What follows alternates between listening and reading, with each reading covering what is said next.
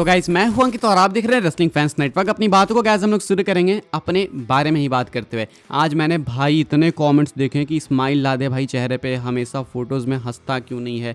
मैं परेशान हो चुका हूं भाई इस क्वेश्चन से एंड मैं ऑनेस्टली तुमसे हेल्प मांग रहा हूं। कोई बहुत एक्सट्रोवर्ट आदमी है तो कॉमेंट्स में बताना कि फ़ोटोज़ में हंसते कैसे हैं, बिकॉज मुझे ये चीज़ समझ नहीं आती। वीडियो का चलो मुझे समझ आता है, जो भी है नेचुरली हो रहा है। जब फोटो में मुझे मालूम है कि मेरी पिक्चर क्लिक हो रही है तो मैं झूठ का हंसूँ कैसे। लेकिन मुझे सीखना है, मुझे प्लीज़ कोई बताओ कि ये एक्ट कैसे करते हैं, ताकि अगली बार से मैं भी पिक्चर पोस्ट करूँ तो उसमें बड़ी सी स्माइल दिखे। किसी को पता हो तो बताना। बाय द वे ये एक बहाना है बताने का कि शायद फेस कैम वीडियोस बहुत जल्दी वापस आ सकती है। एक्चुअली मेरे कैमरा के साथ कुछ इशूज़ थे भाई, जो कि शायद अब रिजॉल्व हो सकते हैं। तो अगर ये इशूज़ रिजॉल्व हो जाएंगे तो बहुत जल्दी आपको फेस कैम वीडियो देखने को मिलेगी, कंटिन्यू होते हुए देखने को मिलेगी एंड मजा आएगा वापस से भाई। तो अच्छे से इंटरेक्ट हम लोग फिर से कर पाएंगे। बाकी भाई हंसते कैसे फोटोज़ के अंदर, मुझे एक्चुअली में बताओ कि हंसते कैसे, ये झूठी हंसी लाते कैसे हैं। आगे बढ़ते हैं गाइस, बात करते हैं अगली स्टोरी के बारे में, जो कि एक्चुअली में अपनी पहली अपडेट है। ये स्टोन कोल्ड स्टीव ऑस्टिन को लेके। तो भाई स्टोन कोल्ड स्टीव ऑस्टिन को स्पॉट करा गया एंड क्या गजब लग रहे हैं भाई स्टोन कोल्ड, कितने जैक्ड लग रहे हैं। आप देखो इनकी बॉडी देखो, फिजिक देखो, इतने रिप्ड दिख रहे हैं। एंड बाय द वे मैं आपको याद दिला दूं, इन्होंने टीज करा है कि ये रेसलमेनिया 41 में अपीयर हो सकते हैं। तो अगर ये टीज कर रहे हैं एंड बॉडी फिजिक भी कुछ उसी तरीके से बना रहे हैं, तो क्या आपको लगता है कि पॉसिबिलिटी है कि रेसलमेनिया 41 में compete कर सकते हैं स्टोन कोल्ड?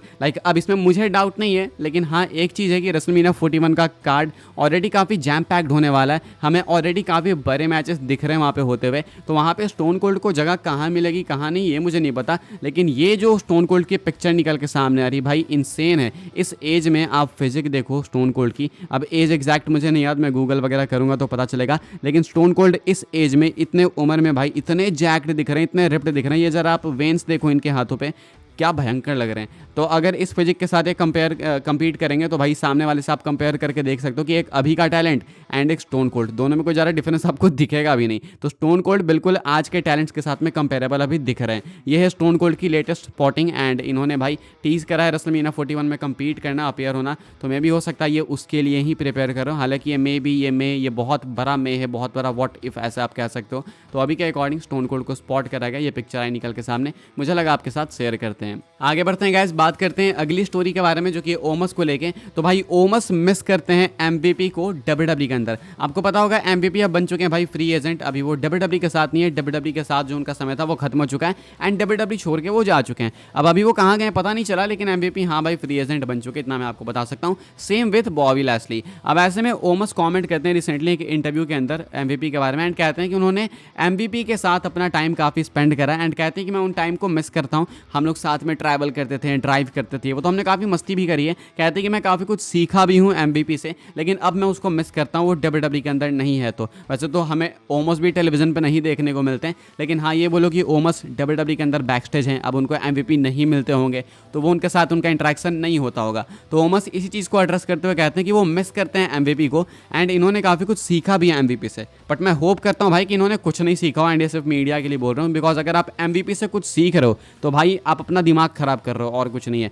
एमवीपी से आप 3-4 चीज़ें बहुत अच्छे से सीख सकते हो। एक तो भाई कि किस तरीके से अपने आप को ही खुद से स्टीरियोटाइप करके विक्टिम कार्ड खेल लो। दूसरा आप सीख सकते हो कि कैसे हर चीज़ में रेसिज्म वाला कार्ड निकाल लेना है कि सामने वाला बंदा रेसिस्ट है। एंड तीसरी चीज़ आप ये भी सीख सकते हो कि इतना टाइम स्पेंड करने के बाद भी डब्ल्यूडब्ल्यू में कैसे आप एक लूजर बन सकते हो। तो ये सब आप एमवीपी से सीख सकते हो। बट आई होप कि ये सब ओमस ना सीखो एंड आई होप कि ओमस का फ्यूचर बहुत अच्छा हो, because I honestly think Ohm's एक बहुत अच्छे ह्यूमन बीइंग है, उनके यूट्यूब चैनल से पता चलता है। तो ओमस को बेस्ट विशेष है एंड लेट्स होप कि वो एमवीपी से कुछ ना सीख रहे हो और ना ही इन्होंने कुछ सीखा हो। लेकिन अगर इन्होंने कुछ सीखा है सो लेट्स होप कि इन्होंने कुछ ऐसी चीज़ें सीखी है जो कि भूल जाए। ठीक है, आगे बढ़ते हैं गाइस, बात करते हैं अगली स्टोरी के बारे में जो कि Roman Reigns and Matt Riddle को लेके। तो सुबह वाली वीडियो के अंदर काफ़ी सारे लोग काफ़ी गर्म हो गए मैट रिडल पे कि अरे भाई मैट रिडल ऐसा कैसे बोल सकता है। अगर आपको नहीं पता तो मैट रिडल ने बोला है कि अरे क्या है रोमन रेंस मेरे सामने, मैं उसे रियल फाइट में हरा सकता हूँ। इसके बाद ड्रामे चल रहे हैं भाई, लोगों को लगता है कि ये पागल सी बात कर रहा है, फिर कुछ को लगता है कि भाई सेंस बनाता है बिकॉज ये मिक्स मार्शल आर्टिस्ट है। तो लोगों के भाई अपने अपने ओपिनियंस हैं।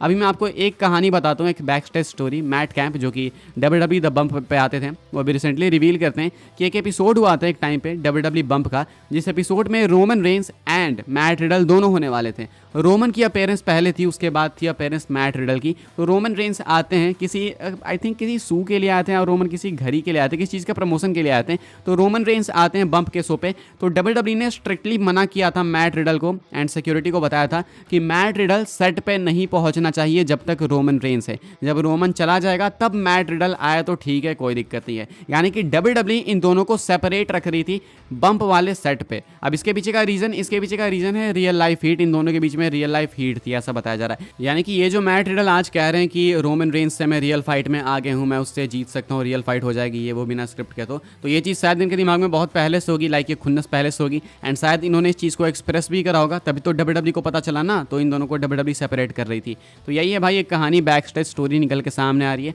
इसके ऊपर आप क्या सोचते हो, क्या बोलना चाहते हो, कमेंट करके बता सकते हो। आगे बढ़ते हैं गाइस, बात करते हैं अगली स्टोरी के बारे में जो कि जजमेंट डे को लेके। तो भाई जजमेंट डे का नेम चेंज होते होते रह गया। जजमेंट डे का नेम चेंज होने वाला था एंड नेम पड़ने वाला था स्ट्रीट ट्रैश, लेकिन अब ये नेम चेंज नहीं होगा बिकॉज WWE ने आपके रिएक्शंस देखे हैं एंड WWE को लगता है कि नहीं भाई ये करना सही नहीं होगा। रसल वोट्स की ही रिपोर्ट है यहाँ पे एंड इनका कहना है कि WWE वालों ने आपके रिएक्शंस सुने हैं एंड उनको पता चला है कि लोगों को ये चीज़ पसंद नहीं आ रही है। तो ये जो आइडिया था स्ट्रीट ट्रैश रखने का नेम, ये आइडिया इन्होंने पोस्टपोन कर दिया है, लेकिन आपको ये टर्म ये यूज़ होते हुए आपको देखने को मिलेगा टेलीविजन पे मोस्ट लाइकली। साथ में इनके मर्चेंडाइज में भी आपको ये चीज़ देखने को मिल सकती है बिकॉज वो सारी चीज़ें ऑलरेडी अप्रूव हो चुकी हैं एंड डन हो चुकी है। मर्चेंडाइजिंग वाली जितनी भी चीज़ें हैं भाई वो स्ट्रीट ट्रैश के नाम से डन हो चुकी है, लेकिन अब इनको ये डिसीजन चेंज करना पड़ रहा है। बाय द वे ये आइडिया था फिन बैलर का, फिन बैलर ने आइडिया दिया था कि भाई स्ट्रीट ट्रैश रखेंगे हम लोग नाम। तो मर्चेंडाइजिंग वगैरह सब कुछ डन हो चुकी है, लेकिन WWE को पता चला कि फैंस को ये चीज़ बिल्कुल नहीं पसंद आ रही है। तो अब WWE ये नाम नहीं रखेगी, लेकिन आपको मर्चेंडाइज वगैरह या फिर ये टर्म यूज़ होते हुए आपको फ्रीक्वेंटली देखने को मिल सकता है